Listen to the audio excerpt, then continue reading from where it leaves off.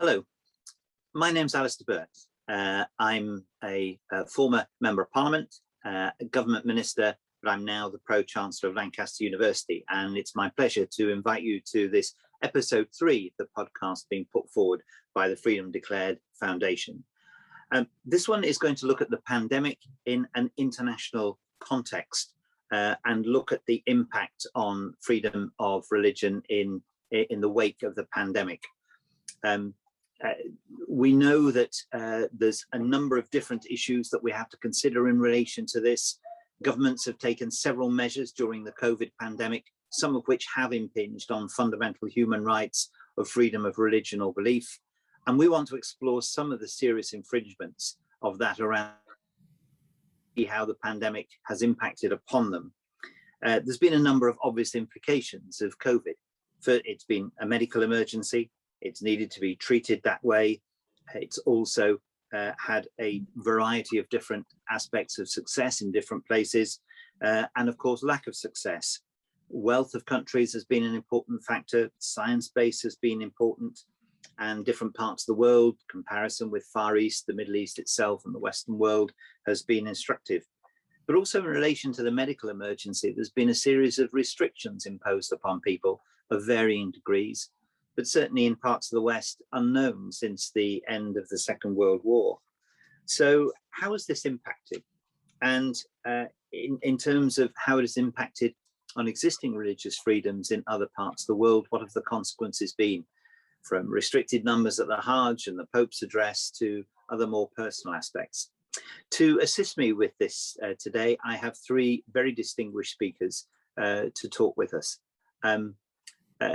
Dr. LisaCameron was first elected as the Member of Parliament for East Kilbride, Straven and Lesmahago in 2015. Lisa is the chair of the All-Party Parliamentary Group for Health and has been a member of the International Development Committee, Health and Social Care Committee, and also currently the Ecclesiastical Committee. Lisa is her party's spokesperson on mental health and also chair of the Psychology and Disability All-Party Parliamentary Groups in Parliament. Prior to becoming a Member of Parliament, Lisa was a clinical psychologist and has over 15 years of experience in clinical and forensic psychology.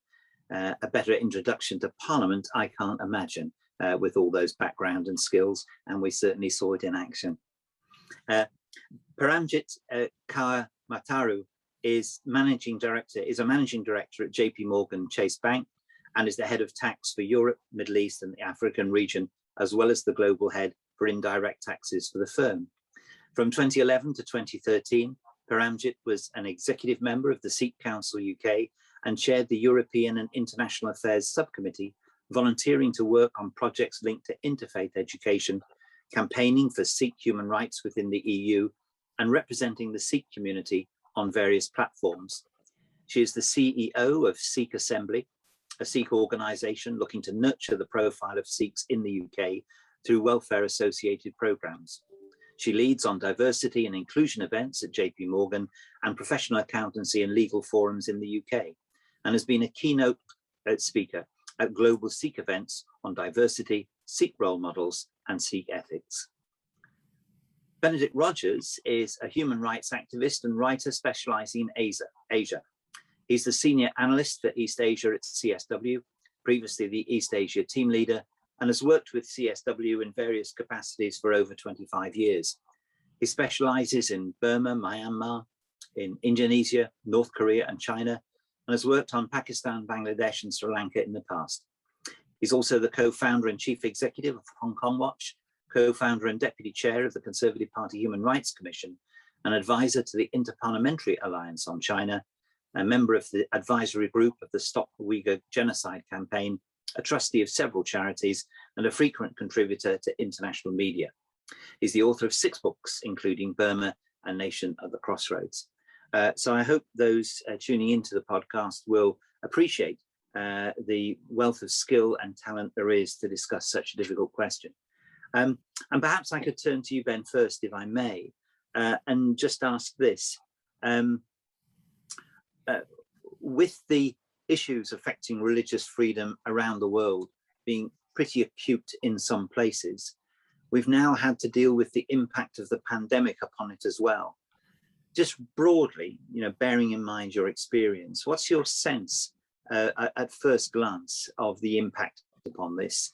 Just give us a feel of this, and then I'll ask our other two speakers just also to offer their contribution in relation to this broad question right up at the beginning. Well, thank you very much, Alistair. It's great to be with you and with the other two speakers for this really important topic. I think that freedom of religion or belief before the pandemic was already in a crisis situation in many parts of the world. And over the years, I have seen it rise, thankfully, as a concern from when I first started working in this field many years ago, where people hardly talked about it, to now being a much talked about topic. And of course, you, Alistair, played a key part in that when you were a minister. I think the situation has significantly worsened, though, because of the pandemic. We see, for example, just in the last few months, the double hit on Burma of a military coup and then the COVID pandemic getting out of control there, and they're desperately short of oxygen.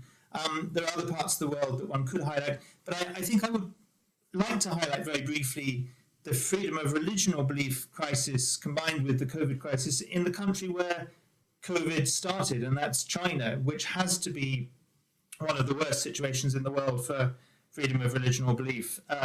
We look at the genocide of the Uyghurs, the crackdown on Christians, the repression in Tibet, the persecution of Falun Gong, and all of that has worsened during the pandemic, particularly because of the kind of surveillance state that China has built up. It was building up anyway, but has deployed supposedly to control the pandemic, but actually is using it as a tool of repression as well as an important tool for public health.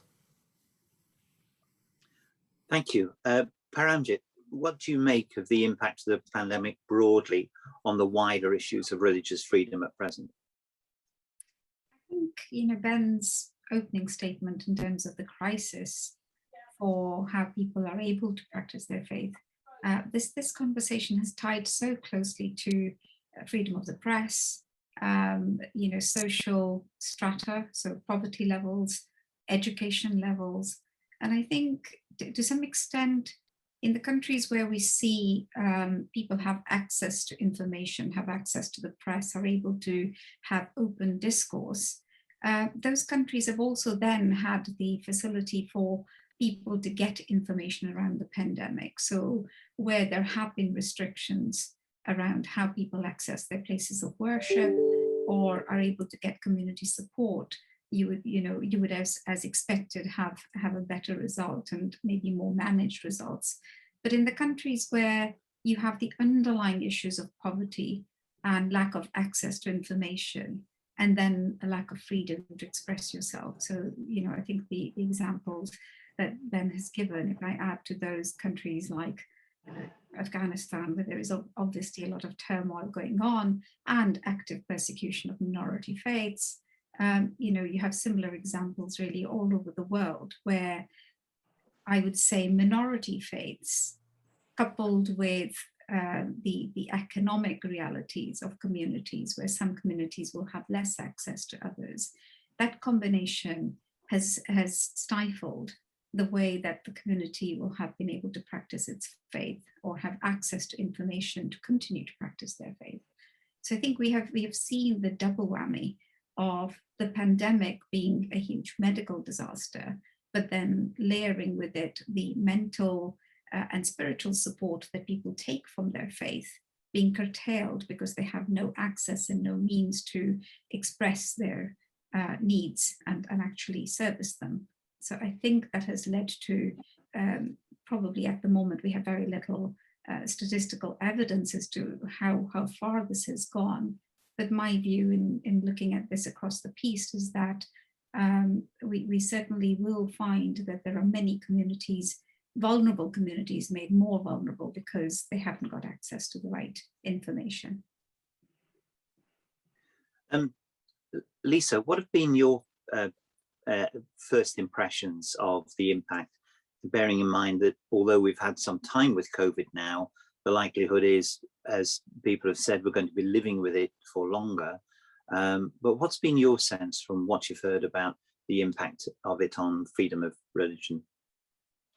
Yeah, I mean, I think I would agree that it's exacerbated the issues in those countries where this is of grave concern already. The pandemic appears to have provided a means to perhaps legitimize surveillance of governments that wish to use surveillance to monitor different religious practices within their countries. I think in terms of distribution of food and vaccines, we've also have had accounts from Open Doors regarding how that's been weaponized in terms of the distribution of the vaccine, distribution of basic daily amenities like food and medication, etc., against minorities, where even in some cases some religious minority groups are being asked to denounce their faith in order to receive vaccines and medications. And I think given that the pandemic has restricted worship all over the world, including in the UK, in terms of our ability to meet together, some of those aspects have also been used to exacerbate repression of religious belief in countries where beliefs are being repressed. And I think fundamentally as well, we're seeing persecution moving on to digital platform as well, whereby surveillance is happening at an increased means and rate in relation to those countries where religion is being repressed by online media as well as mainstream media in terms of messaging, but also in terms of surveillance. So those are some of my initial thoughts on those issues in relation to the pandemic. Can we stick with surveillance issues for a second? Because there are many who argue that states that have a strong sense of security have been able to act quicker than other states in being able to curb the medical emergency. And I suppose if a state's responsibility is to the health and the welfare of its citizens, being able to move quickly in relation to knowing people's movements and trying to assist the curbing of the pandemic that way is all to the good.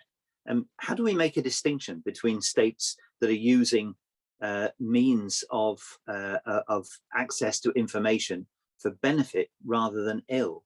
Because it's a bit of a double-edged sword. Can you think of examples where states have handled this well and are not using it for repression, and any examples where actually that's been more difficult?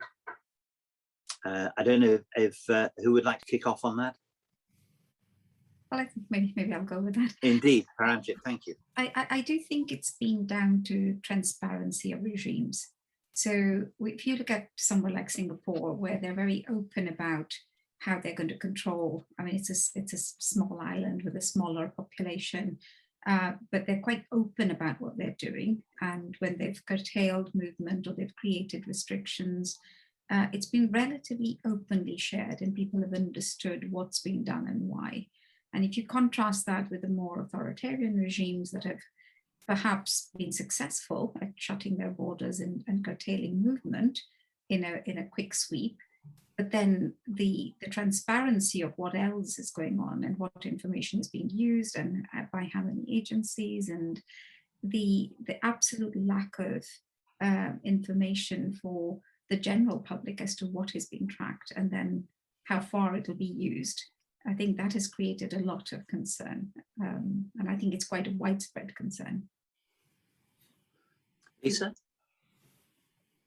Yeah, I mean, I think having good data protection laws as well is really important, and knowing the limitations of that and in relation to government as well, because I think there's concern about how information will be used over the long term that might have been gathered during the pandemic and whether or not it will be used in a repressive way for religious minorities in countries where they're facing persecution. But I think also that clarity and transparency that's been discussed as well as to why restrictions are in place, that they're in place for all rather than for some, and that they're being enforced in similar ways across the board. So there's that transparency, but also the faith in the system being implemented in a very fair and equal way, and that's not being seen, where there are perhaps more totalitarian regimes in place. And I know that from looking specifically at the World Watch List, etc., they're saying that persecution is actually getting worse, that there have been more attacks on churches, etc., across the world. And it seems that whilst surveillance might be increasing, rule of law in a sense in some countries may not be being qualities based and fairly based and supporting those minorities where they need support in the face of persecution. If Ben, if these concerns are not necessarily new in terms of surveillance and the like, but have been made worse by the pandemic, what do you think of the sufficiency of international control in this area to highlight these things and seek some amends? Is enough being done in terms of promoting the sort of things we've been speaking about, the data protection laws and the transparency that Paramjit was and Lisa were talking about? Has enough been done to emphasize these in international forum? Do you see any sense that more work is being done on this, or is there a complete block from those who are practicing surveillance in order to make life more difficult? Is there a complete block on accepting the need for transparency and data controls in the future? I think certainly from the most authoritarian states, there is a complete block. And I think there's definitely more that more like-minded countries around the world could do together to advance these issues. If I may, just to very briefly give two contrasting sets of examples that I think illustrate the point we're discussing here. If you look at the contrast, first of all, between Taiwan and the People's Republic of China, Taiwan recently has had a few more cases, but for most of the pandemic, it handled the pandemic extremely well. It had very low case levels. It had good track and trace and all the sensible public health things that it was doing well. And of course, it was trying to warn the world very early on. And the World Health Organization, because of China's influence, excluded Taiwan from discussions, and the rest of the world rather sidelined Taiwan. But Taiwan played a very constructive role for much of the pandemic, and I think we could learn from them. And they're, of course, a vibrant democracy that had all of the sensible public health measures, but none of the repression that China has. And then the second equally stark comparison is the comparison between South Korea and North Korea, where South Korea, again, similarly, I think, has had fairly low case levels, had a good use of technology in handling this from a public health point of view, but didn't have an unnecessary repression of civil liberties. Whereas in North Korea, of course, we have very little accurate sense of the scale of the pandemic in North Korea because it closed its doors completely, and also it's a regime that hides everything from its own people and the rest of the world. But my sense is the pandemic is very bad in North Korea, and the regime's handling of it is part of the reason for that. I think Lisa raised the issue of worship itself being constrained. And again, sadly, we are aware of pressure being put on places of worship around the world in ordinary circumstances, let alone in relation to this. And they will have gone from the extreme at one end of great severity to a sort of public health measure, which we saw in the United Kingdom with the churches here and mosques and temples being very clear that people had to obey the rules. But there has been a kickback from some worshippers themselves who felt that this, even in the United Kingdom, has gone too far. And religious leaders have been accused of accepting too readily what the government has said in relation to this. Do you have a feel on whether or not this has been overdone? It's been too cautious. And actually, the need for people to be together to worship has been absolutely fundamental at a time of crisis in a state.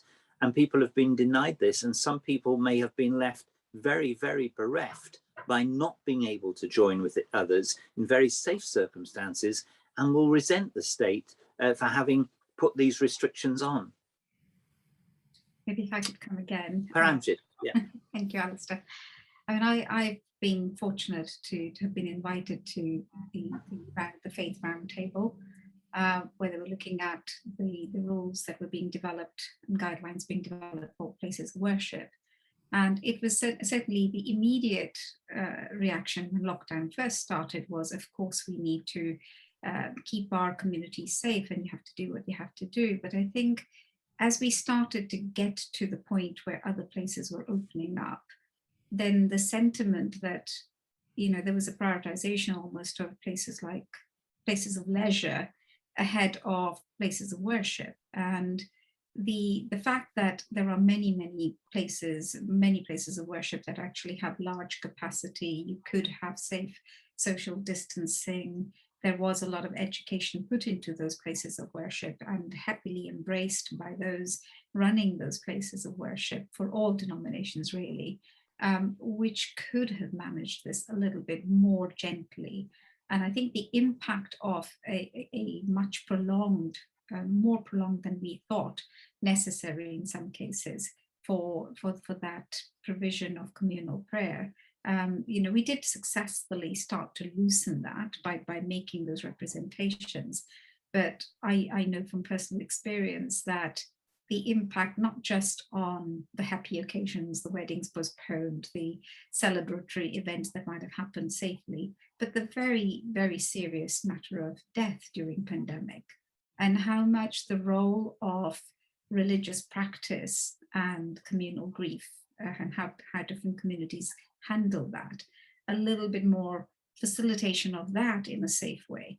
Whereas we've had quite a blanket rule. And I think, I mean, again, I would say in the UK, we've been fortunate that we haven't heard the same level of horror that you've heard and seen on our screens, where countries where people have not got the burials or cremations in a convention that would satisfy the survivors, the families, you know. So, you know, the handling of mass deaths, but so much more exacerbated by the fact that there's no spiritual comfort and no communal grief, and handling of that communal grief in a way that would accommodate things safely. I think that has been an ongoing issue, and I think it doesn't matter which country we're talking about, there have been instances where people have just not been able to have the comfort or solace of their place of worship or the counselling that they would have got through their own community.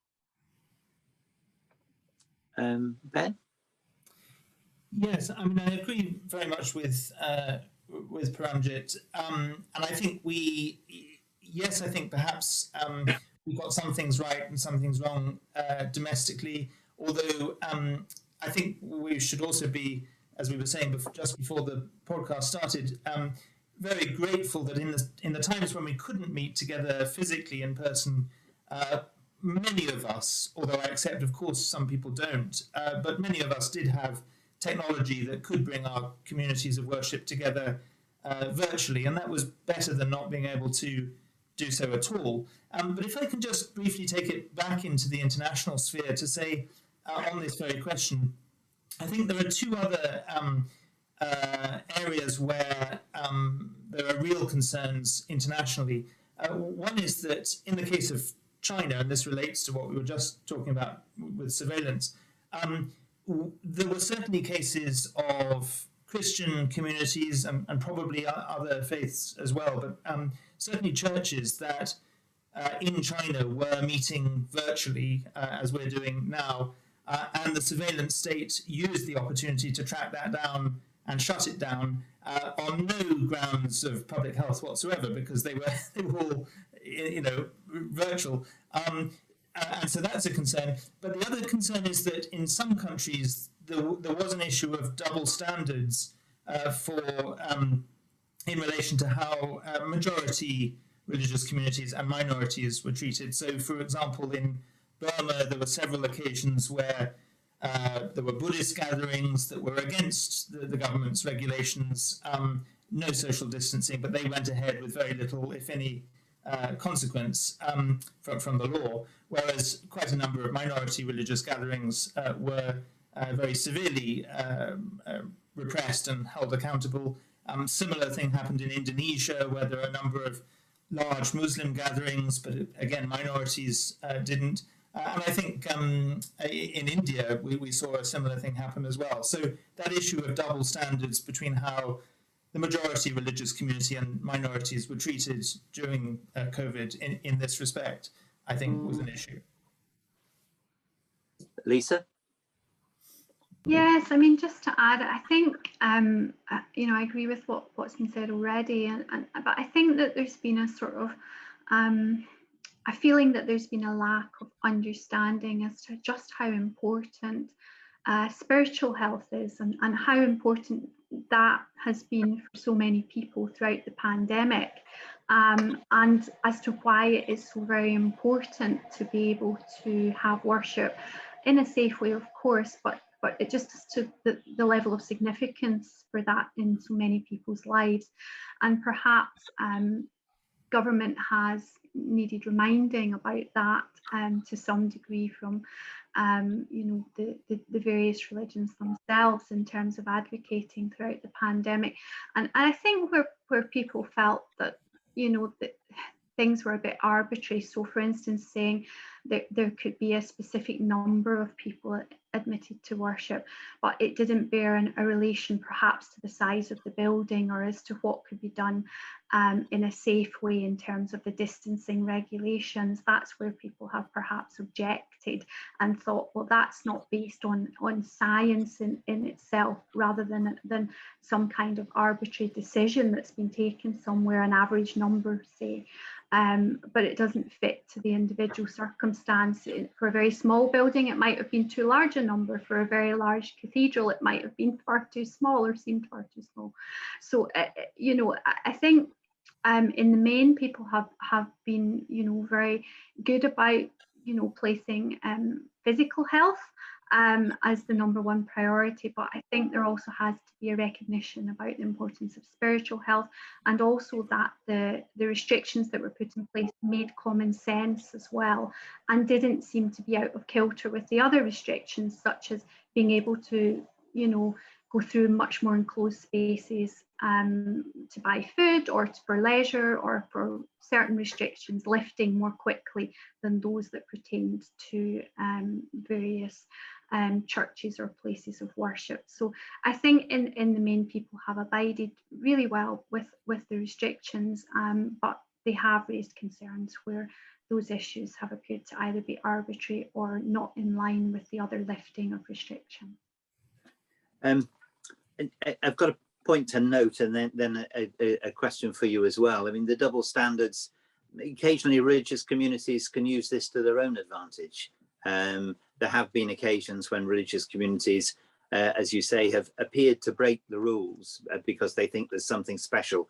That doesn't do anybody any good. And we've seen one or two examples, both in the UK. There was the terrible tragedy in Israel when that large gathering was in an area which was already unsafe for all sorts of different reasons. But again, it compounded issues in that society about distinctions between certain groups within the Orthodox communities and others. And that made things very difficult. And I think we have to be open and honest about that. But my observation is that I found, while I was minister operating in the department and looking at this, very often you relied upon faith communities, and sometimes minority faith communities, to be the canary in the coal mine about a society, and to be able to hold people to account and say things are not going well here.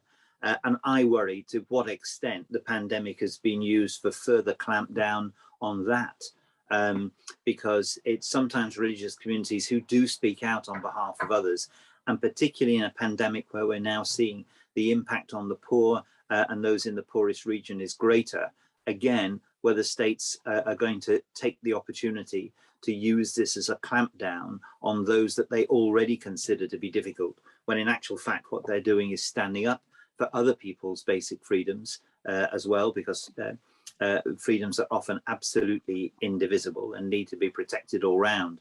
If one faith community has been protected in a country, then in a sense all faith communities should be protected in that country. Are you seeing evidence of that, that areas where faith communities have been holding states to account are being particularly attacked at the moment, and states are using this going forward as an opportunity to curtail not just worship, but legitimate criticism of authorities? Again, Ben, you may have seen this in some of the work that you've been doing. Yes, I mean, I think the example that comes immediately to mind is what's happened in the last year in Hong Kong, and that has coincided with the pandemic. It hasn't been solely because of the pandemic, but it has. We've seen the total dismantling of Hong Kong's freedoms alarmingly rapidly. They were already beginning to be eroded for the last several years, but the imposition of a very draconian national security law, combined with the public health COVID regulations, has resulted in, we've gone from days where it was taken for granted as a basic right that people could protest peacefully. Now absolutely no protests can take place at all in Hong Kong, and that's going to remain the case for the future, not because of COVID, but because of the repression that's come about, and that I think will, and is already starting to affect freedom of religion or belief, because when freedom itself is dismantled, inevitably freedom of religion will be undermined as well. Freedom of worship, I think, in Hong Kong has largely continued and will probably continue, but other aspects of freedom of religion, such as what you preach in sermons, the ability to hold vigils in support of protests, I mean, that's all gone now. And there have been various warnings to religious leaders in Hong Kong to be careful what they preach. Lisa and Paramjit, is this something you've noticed, that those who are most outspoken on behalf of society, this has been an opportunity to hit them? Paramjit's nodding.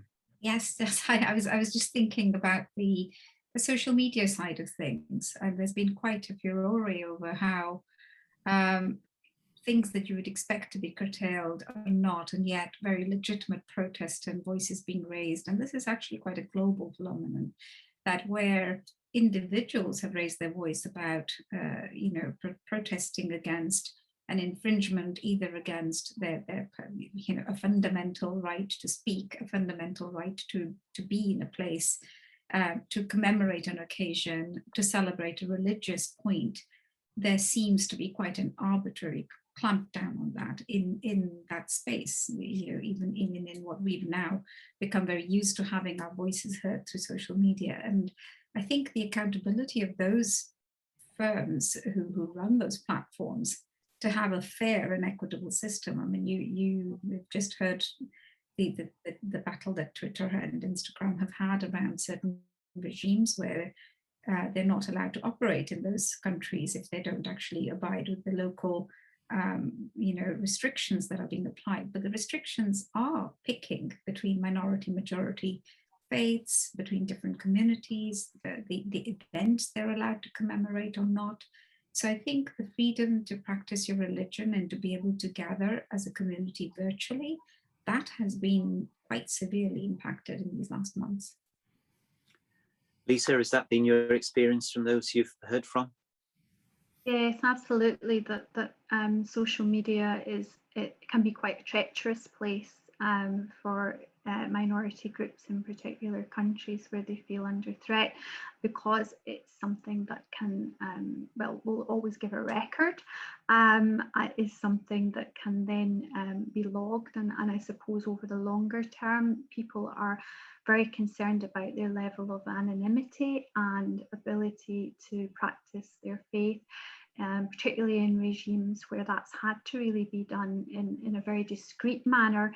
Being online can sometimes expose people then to increased persecution. So, and certainly can be much more ably monitored at times, and that information then used.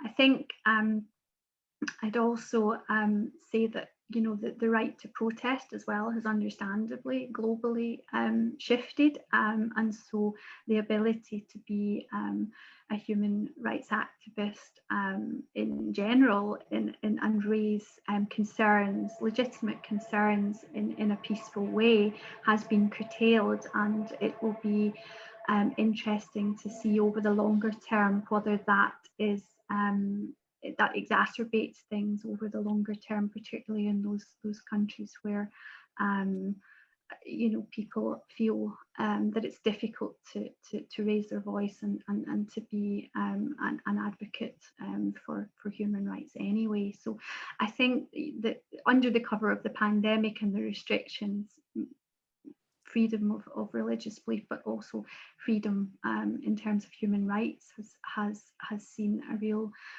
shift, and those issues have been definitely exacerbated globally.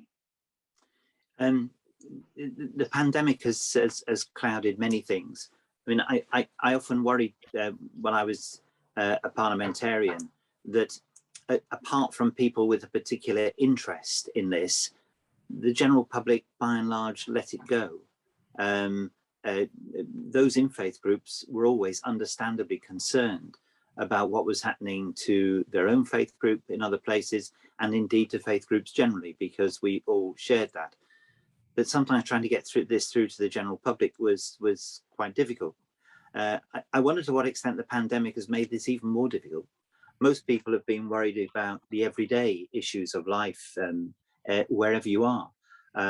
Here it's been, of course, the medical threat, the impact on jobs and work, and people being at home. In some states, of course, it's been even more desperate and acute. The pictures we've seen from South America and from India have been particularly harrowing. And you wonder to what extent the public can absorb any more information. And so at a time like this, when we all know that religious freedom has been under more pressure, do you think there is sufficient public awareness of this? And with all that's going on, how do you think this could be improved or increased? Because again, as we've said before, the infringement on one person's freedom is the infringement upon all. And we have got used to this wonderful phrase, no one is safe until all is safe. How about no one is free until everyone is free? And is there something that can be done in terms of improving the awareness of the public in relation to this? What's your thoughts on this? Can I come back to you first, Lisa, on this one? Yeah, I mean, I think it's important that we do take forward those issues on a parliamentary basis as well, so that they are being raised regularly and they become, you know, the priorities that the government continues with, because obviously domestic priorities have really been heightened during the pandemic, and that's totally understandable. But as has been said, it's very important to think about the global impact as well. And if anything, the pandemic has shown us that what impacts one will impact all, and that actually the world now seems kind of a smaller place in a sense, in that we know we're all so much more interconnected.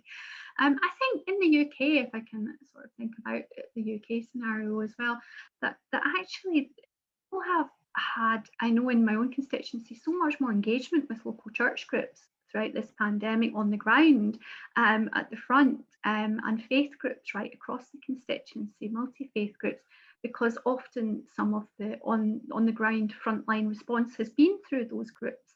And so that's sort of heightened the connection as well, which I think is a positive thing, and will then raise issues about what's happening in a more global sphere as well, and raise awareness of that, I would imagine.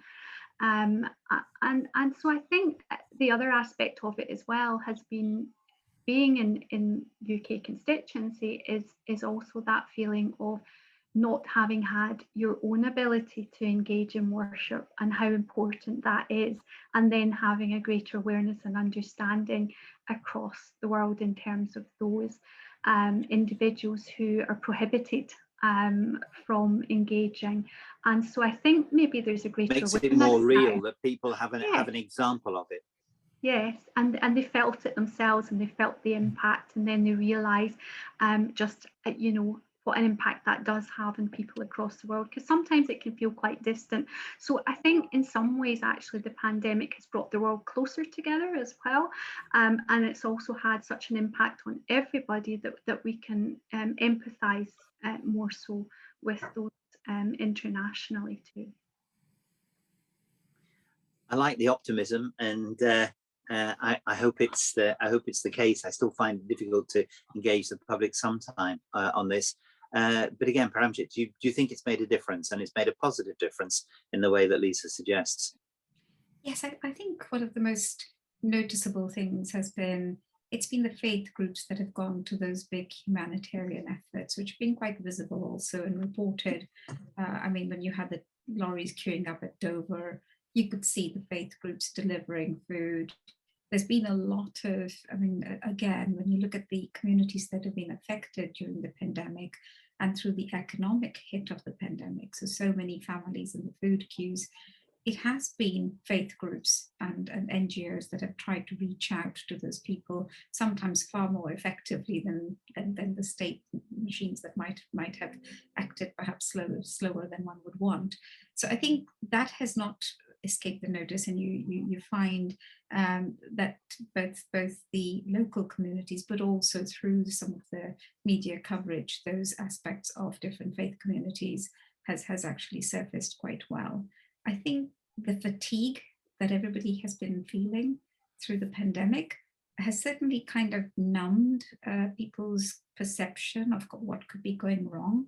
I was attracted to this particular webinar because I think a reflection and starting to reflect and then act, and through all the mechanisms we can deploy. So I think parliamentary process, governmental representation, international bodies, we have to do this top down and bottom up, because I think freedoms were lost, are still lost, and they impact people with the least amount of voice and power. And that is minority groups. The majority will find their muscle again, they'll find their mojo again. But people who are generally at that lower end of both economic and political power will continue to be repressed if we're not careful. So I think where the good stories have been certainly a source of optimism, they mustn't just be that 5-day wonder. They have to be sustainable stories, and we have to acknowledge that those good stories have sustained people through a pretty bad time, but that's not enough. I'll come to you all in a second, if I may, on the basis of what are we all going to do about this and what role the UK and others can play in this. But I'll if you save those ideas for a moment, but Ben, come back on the question of whether the pandemic has clouded public awareness because there's been so much going on of these issues, or whether in some way actually it served to highlight them, and that's something that we can build on. What's been your feel from public reaction to the awareness of repression during pandemic? Yeah, I think I agree with everything that Lisa and Paramjit have said, and I think in a way it's a bit of both.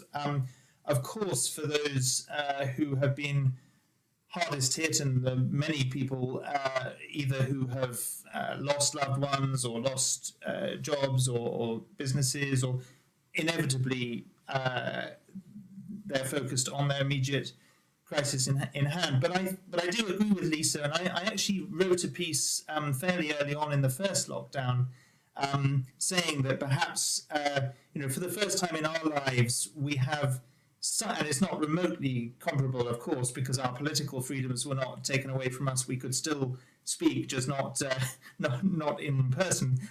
But nevertheless, for the first time in our lives, we had some experience of, if you like, detention, of house arrest. We had regulations on our movements that we'd never experienced in our lifetime before. And I think for people that would give them a greater ability to empathize with those who are detained for their beliefs and for their faith. So I think it's a bit of both, and I think we can build on it. And definitely there's much more to do in terms of public awareness, but I think we've come a certain way. And I would just say very briefly, I know I've mentioned it a few times already, but I think specifically on the issue of China, I've noticed a real change in the last year because of a combination of four reasons. Firstly, the Chinese regime's handling of the pandemic at the very beginning, when it tried to suppress the truth about the virus. It locked up doctors and other whistleblowers. And then also the evidence coming out separately about what's happening to the Uyghurs, the dismantling of Hong Kong's freedoms, the debate about Huawei, which just preceded the pandemic. All of those factors combined, coming in close succession, I think have resulted in a growing shift of mindset with regard to China. Now, what that mustn't turn into, and there are some worrying signs of the possibility of this, is it mustn't turn into an anti-Chinese sentiment, and there have been appalling incidents of anti-Chinese and anti-East Asian racism, and we must work hard to counter that. But there is a big difference between being critical of the Chinese Communist Party regime, which I don't shirk from, and being pro-China and Chinese people, which I also hold to. But I think as long as we are clear about that difference, there has been a shift in understanding of the challenge of China, and that includes the challenge it poses to religious freedom. Well, let's come on, if I may. We've done a good hour, and thank you very much for all the insights onto this. But we come down to what most of us know in public life. We get to where people say, well, what are we going to do? What's your sense on what further role both the United Kingdom and the international community can play in challenging what we've been discussing, either through elements of the recovery from the pandemic and COVID or elsewhere? But to what extent can we do more? Should we do more? And just an idea each of where you would like to see greater attention paid in terms of active effort to produce some change in the situation we've discussed. I don't know if anyone wants to volunteer to go first at this stage, but Paramjit, you're smiling at the opportunity, so let me give it to you first, and then Lisa, and then Ben, and then Lisa to round us off. Thank you. I think one of the gaps that I personally have felt, coming from a minority faith myself, is the knowledge, the education around who we are and what does it mean, why does it matter. So I think good statistical evidence of the things that matter to communities, so better educational framework for faith. You know, what do the different faiths really require for them to flourish, and actually where are those hotspots and why? So I feel a more fearless articulation of the trouble spots for faith, which I think we obviously have Article 18 and infringements, and we talk about those. But for me personally, there's more to be done in that space. And then I think the second aspect of all of this, I've seen that the older generations, people with less access to technology, more reliant on community care, the depletion of community resources, this isn't going to fix in a day. So there needs to be a far more focused effort around a huge segment of the population that probably won't have the same voices people that can kind of galvanize quickly. So I think the care for the more vulnerable elderly communities, both of faith and of no faith, but just generally out there and perhaps victimized by circumstance, I think that remains something that needs to be actively pursued. And as I said before, we have to have state mechanisms. There has to be governmental responsibility, but I think the faith communities and the education around faith has to be a global priority. The major faiths probably get a better deal than the minority faiths, but it's the persecution of minority faiths is actually a big theme around the world. And so having better statistical data, more independent observation of where these things are going wrong. And I'm smiling because obviously, Ben, you've shown how you can fearlessly say and do your day job around the journalism. And I think there is a need for so much more journalistic freedom and access to the spaces where these things are a real problem. So I think we should focus our attention in those areas. Thanks very much indeed. And Ben, you have built much of your work and your life around this area, and your efforts have been remarkable. But as always, there's more to do. Where would you place renewed emphasis now, bearing in mind the situation we're in? Well, I think it's very timely that we're having this discussion today, because in Washington, D.C., there is an International Religious Freedom Summit taking place, which I had actually hoped to be at, but the COVID travel restrictions were so prohibitive at both ends that I couldn't be there in person. But I think that's a very significant initiative. It's led by the former US Ambassador for International Religious Freedom, Sam Brownback, together with the former chair of the US Commission on Religious Freedom, Katrina Lantos Sweat, and it's very bipartisan and interfaith, and it looks an excellent initiative. So I think things like that are really important. The events and coalitions and networks that bring people of different faith communities, different political persuasions together to build on years of work that's already gone on.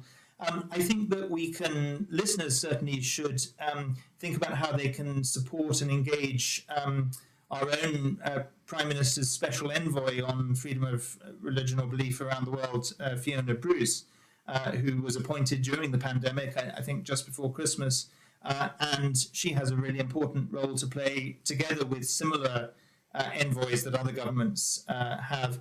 And then at a grassroots level, I think it's a case of really just continuing to raise awareness, to encourage people in their different faith communities, both to understand what's happening around the world, to get engaged in action, to keep up pressure on members of parliament, to keep them informed, but to do more together where possible. Because I think, the motto of this summit in Washington is religious freedom for everyone, everywhere, all the time. And I think that's a really important message, that yes, we're right to be concerned about our own particular faith communities where they're persecuted, but it's much better if we're standing up for everybody of any faith that is persecuted.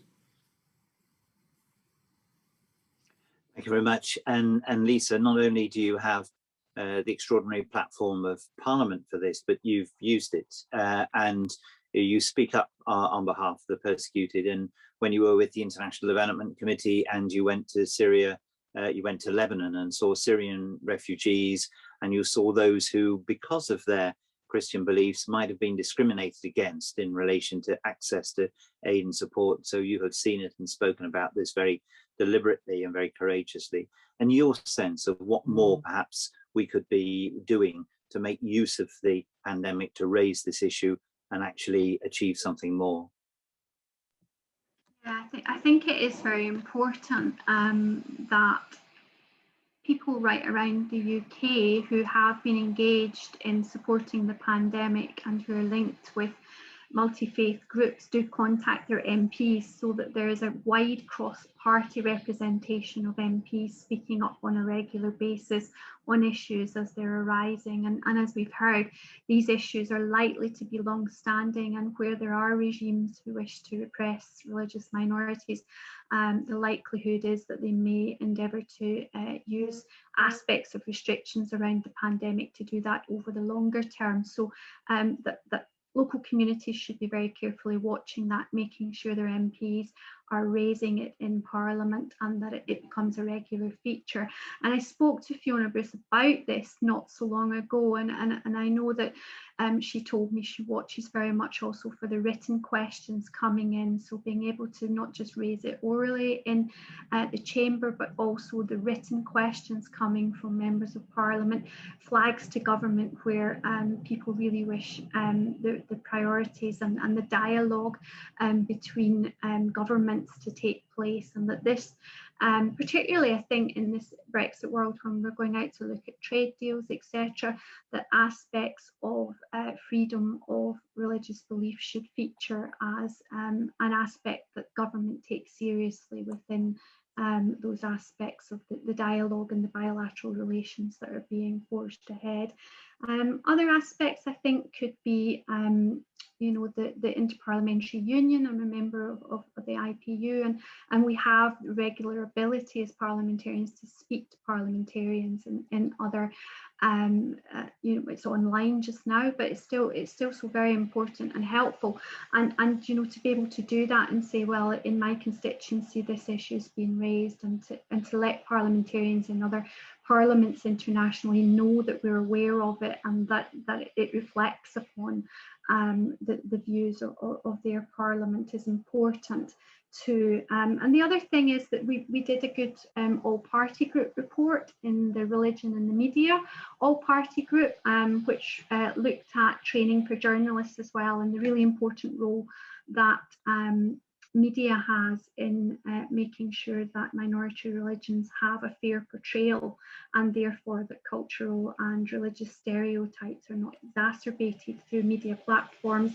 And part of that was about having training in a variety of different religions for those working in journalism and up and coming through in relation to their professional development. So I think all of those aspects are very relevant and important. Well, the hour's gone by. I want to say a very warm thank you to the three guests, to Paramjit Matharu, to LisaCameron, Ben Rogers, for your time and enlightening on us and looking at the complex issues of religious persecution, but also through this lens of the pandemic. I wish we could say with confidence either the pandemic, the global pandemic, would soon be over, and that religious persecution would follow in its wake. But alas, I think we have both got to live with a little bit longer with those. But I hope those who've been watching and listening this will have been able to gather some of the optimism from speakers that there is greater awareness. We can use this pandemic to make the case more strongly, and that, as everyone has said, unless everyone feels a sense of religious freedom, then no one actually feels it, and the fear is there for all of us.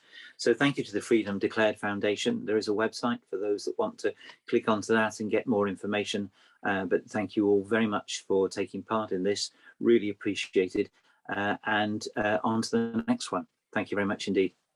Thank you.